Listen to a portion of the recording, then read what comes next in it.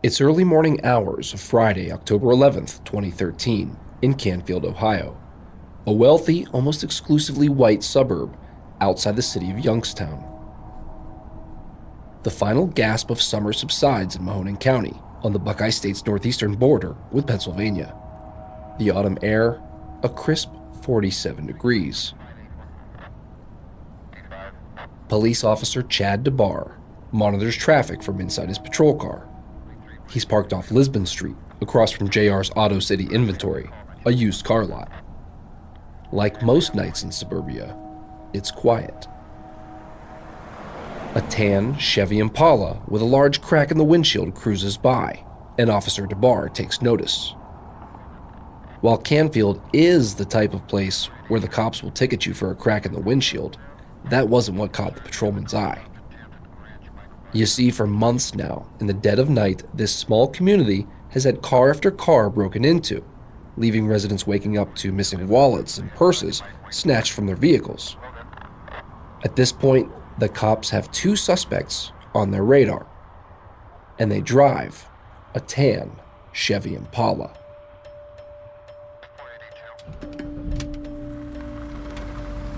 Officer DeBar shifts into drive and begins tailing the Impala westbound down Route 62, just far enough behind to check the license plate.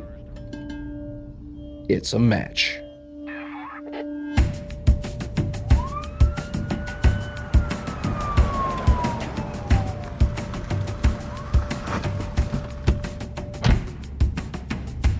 The Impala pulls over and a search of the car turns up wallets, credit cards, and other stolen items, plus a few small bags of cocaine and a crack pipe. By the end of Officer DeBar's shift, two suspects are in custody. But there's something larger starting to unravel. Something neither the small-town cop nor the two petty thieves he's pinched in the traffic stop could ever expect. This is simply the first domino to fall in what will eventually become an investigation involving millions of dollars, hundreds of bank accounts, and multiple law enforcement agencies, including the FBI.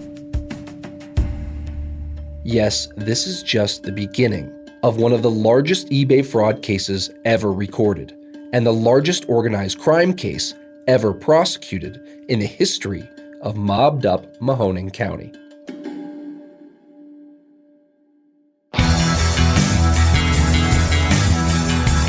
This case went from two drug addicts getting pulled over with stolen credit cards all the way up to a multi-million-dollar sports memorabilia fraud case. A lot of money to be made here real quick. I thought to myself, okay, that's why the FBI's here. Just be completely honest with you, you're in a pickle.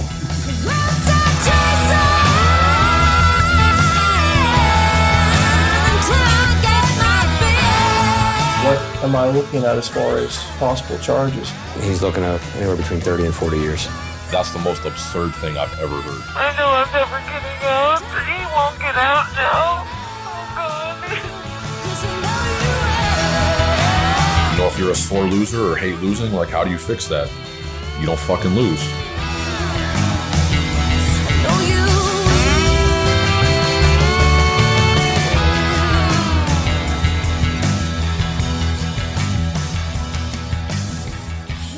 My name is Johnny Ciccatelli. I'm a filmmaker and journalist from the Mahoning Valley who spent the past decade working in Los Angeles. But something drew me back to my hometown, which has been known as Crime Town, USA, for over 60 years.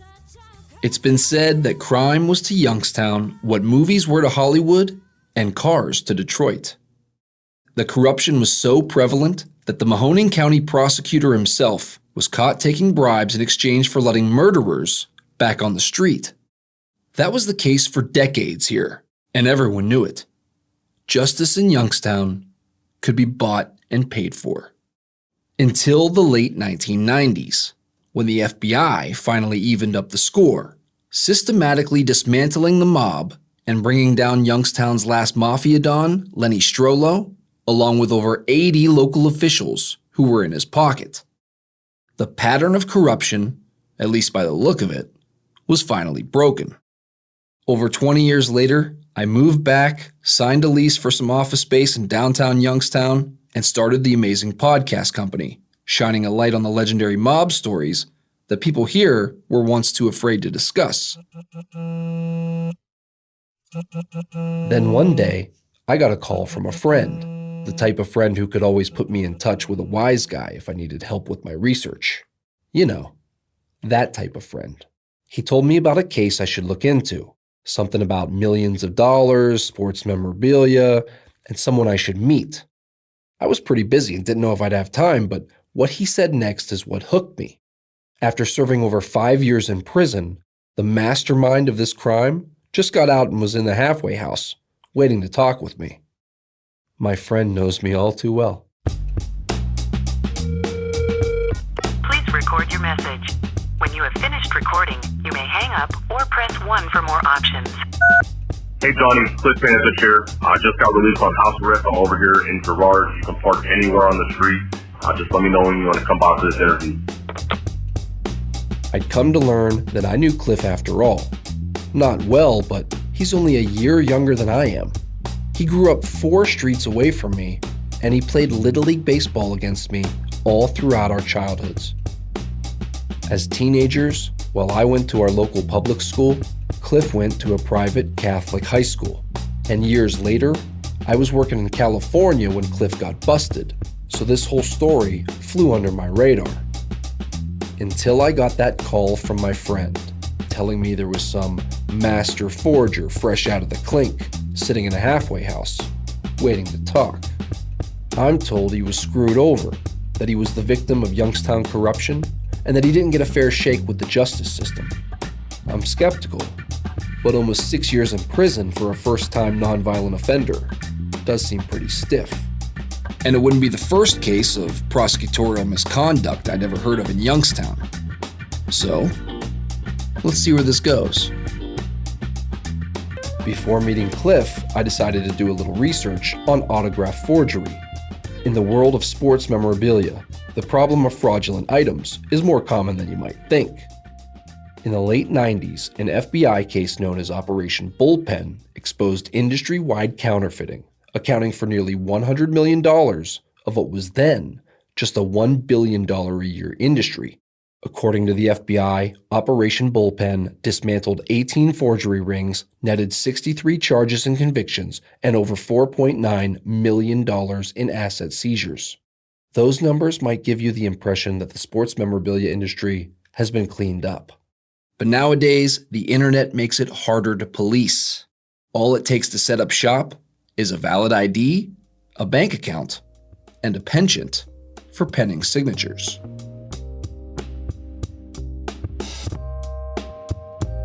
Cliff Panisic was so good at replicating athletes' signatures, someone in the fraud ring once said that watching him forge was like watching Michael Jordan shoot hoops.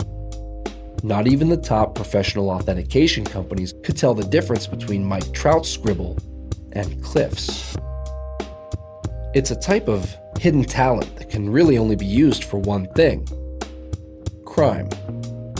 Unfortunately for Cliff, his talent didn't stay hidden, and eventually, the feds caught on. What you're going to hear over the next 8 episodes is the story of Operation Stolen Base, the FBI's codename for this case, and how federal agents stepped up to the plate to pinch hit for local investigators as they took down Cliff's multi-million-dollar enterprise. But how they even found out about Cliff was something of a serendipitous accident. So let's go back to the beginning, to that upper-class suburb, Canfield, which, coincidentally, is where the old Mahoning Valley Mafia boss, Lenny Strollo, used to live. In the years after the mob fell, Canfield had developed a new, albeit much more petty problem: people breaking into cars.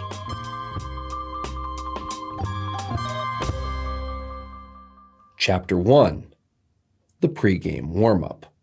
Take it away, gentlemen. Thanks for waiting. Here we go. All right, so if you can just start with identify yourself. Mm-hmm.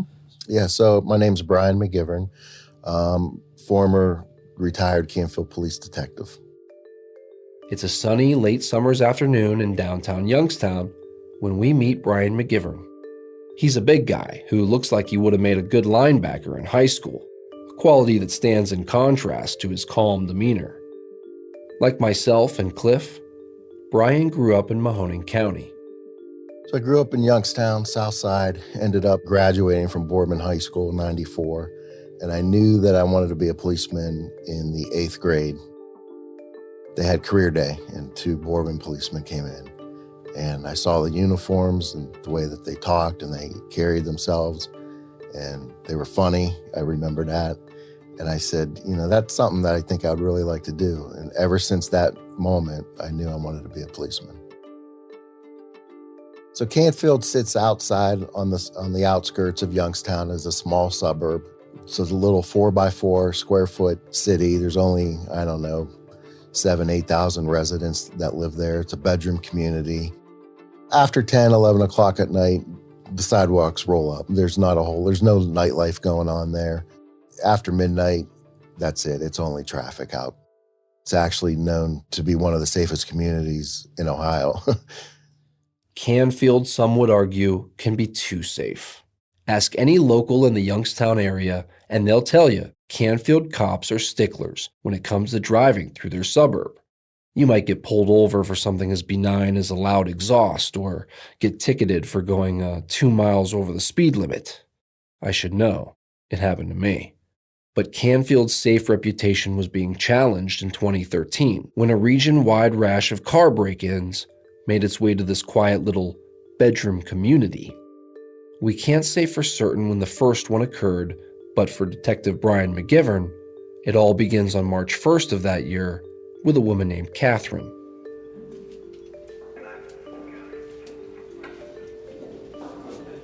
Just after 3 p.m. on March 1st, Catherine walks through the door of the Canfield Police Department. The day before, she'd gone to use her debit card when she noticed it wasn't in her wallet. After checking some places she could have left it, she logged into her bank account to notice that 10 purchases had been charged to her account for a total of $625. She hands the list of unauthorized charges to Detective McGivern, and the investigation begins. The day in the life of an average detective is often over-glamorized.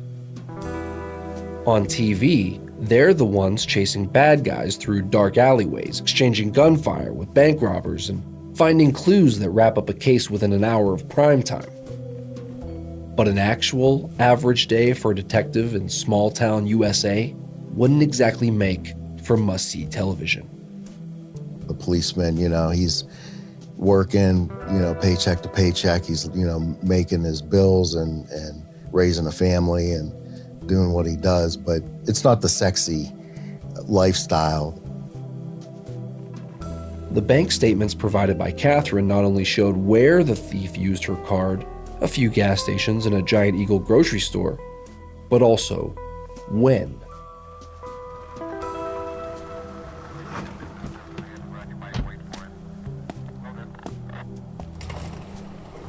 Brian visits each gas station and asks the managers to see the security footage.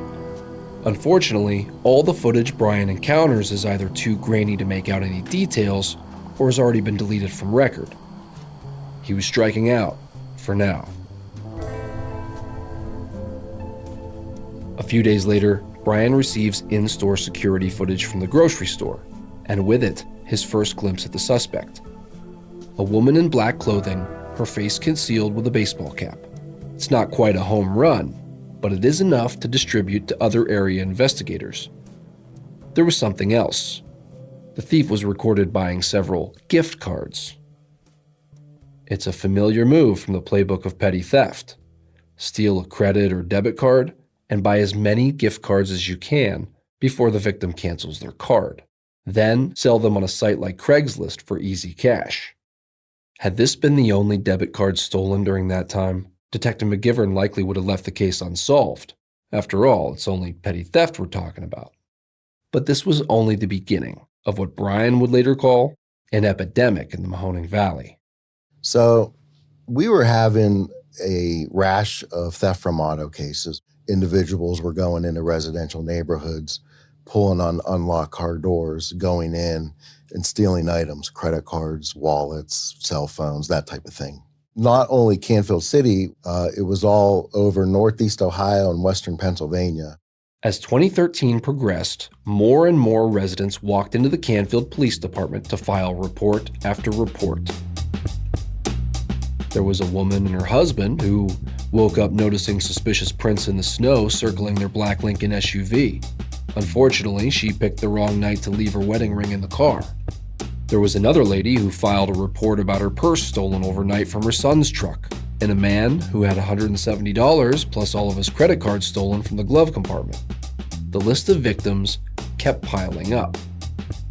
There's really only so much that investigators like Brian McGivern can do to solve this.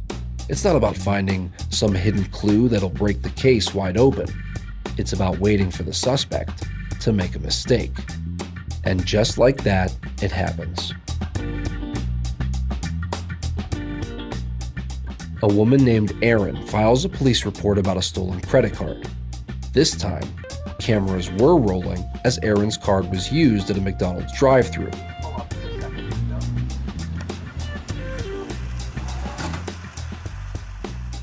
When detectives examine it, they see a light-colored Chevy Impala pulling in. They can't make out the license plate, but they are able to get a look at a woman and a man inside the car. They catch another break when looking at security footage from a Speedway gas station. There they see what appears to be the same woman from before, though this time her appearance is not as concealed. They print a picture of their suspect, a white woman with dyed blonde hair, and send it out to other area police departments, along with a make and model on the car. It may not seem like much to go off of, but this isn't a small crime in a big city. Each of the surrounding communities has its small share of usual suspects, and sure enough, by the end of the day, detectives have a short list of suspects. Working with area detectives from all over Northeast Ohio, we did develop a couple suspects. Their names were John and April Blosser. They had a drug addiction problem, both of them. They were people that were just trying to support their drug habit. And by doing that, they were going and stealing people's properties in the middle of the night. John and April Blosser had not been married long when they became suspects, but both of them did have felony records. The pair were a petty Bonnie and Clyde, married the previous June and now well into their traveling crime spree. Their whereabouts difficult to pinpoint. Through the summer and into the fall, the break-ins persist as John and April continue to evade the cops.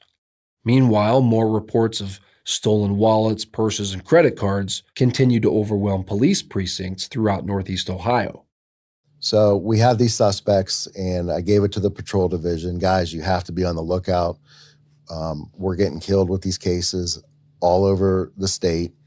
And here's the vehicle description. Here's what they look like. That brings us back to the beginning of the episode. October 11th, 2013, the night of the traffic stop. It's 1:15 a.m., and the first thing Officer Chad DeBar notices about that tan Chevy Impala is the cracked front windshield. But already on the lookout for a tan Impala belonging to John Blosser, Officer DeBar begins his pursuit. As soon as he pulls out behind the Impala, it accelerates. Officer DeBar radios for backup and continues tailing the vehicle until another Canfield unit is in position to assist. They throw on their lights and DeBar, along with Officer DeFranja, pull the Impala over on Route 62. April and John are immediately taken into custody and their vehicle impounded. It was about 2:30 in the morning. My phone went off, and it was the couple patrol guys. They said, "Hey, we got John and April Blosser in custody." I said, "Beautiful, I'll be in." They had towed their car to the police department, and there was just tons of stolen items from different vehicles. And again, cell phone chargers, cell phones, credit cards, purses. There was a lot. And inside the car was a motel key. So we identified the motel of where they were staying. And because this was such a large crime wave that they were committing, we decided that we're going to execute a search warrant at this motel room. By 3 p.m. that day, Detective McGivern gets his warrant. He and 2 more Canfield cops search the room and hit the jackpot. They obtain stolen credit cards, iPads, jewelry, prescription drugs, and dozens of gift cards. Now that we had all these credit cards and gift cards that we recovered from the hotel in the Blosser car, I start putting emails out to different detectives saying, these are the card numbers, the gift card numbers, these are the credit card numbers. If you guys can track them, that would be fantastic, because, there was a large amount of stolen items. What we noticed was people were going in and buying a large amount of sporting equipment. 2 or 3 buckets of baseballs, 3 and 4 cartfuls of footballs from local Walmarts. Stolen credit cards, used to buy gift cards, used to buy sporting goods. A strange development. But for investigators, it was reminiscent of some other recent activity. Back in July, a man named Anthony was arrested for running out of a Walmart with a shopping cart full of baseballs. A month later, a guy named Pete was caught on camera using a gift card bought off April Blosser. His shopping list was unusual: 33 footballs and a burner phone. In September, when police were still looking for John and April, they brought in Pete to see what he knew about the Blossers.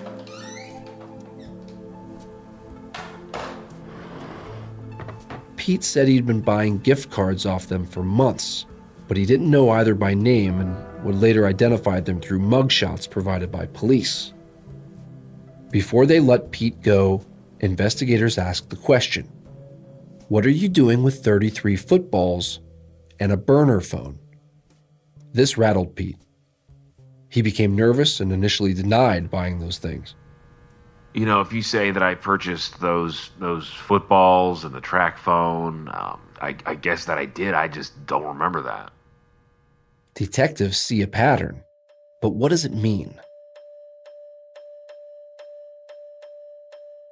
Through tracking the activity of gift cards bought with stolen credit cards, police see another person on Walmart security cameras buying shopping carts full of baseballs and footballs. He's around 6 feet tall with an athletic build, and he's seen driving away in a white Chevy Avalanche. It's Cliff Panizich, but the cops don't know that. At least not yet. All right, state and spell your name and tell us where we are today. So Cliff Panizich, Panezich. I'm in Girard, Ohio right now. And what did Sports Illustrated call this? One of the biggest sports memorabilia frauds in U.S. history.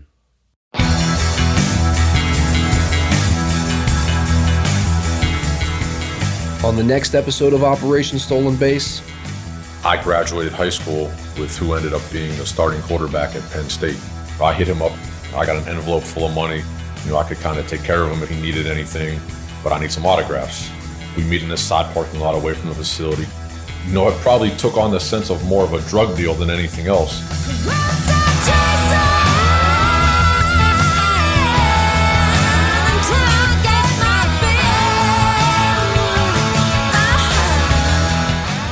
This episode of Operation Stolen Base was written by me, Johnny Ciccatelli, along with Kevin Skubak.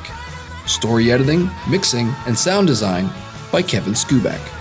Produced by Vince Tornero and myself. Our theme song is Chasin' by the Vindies.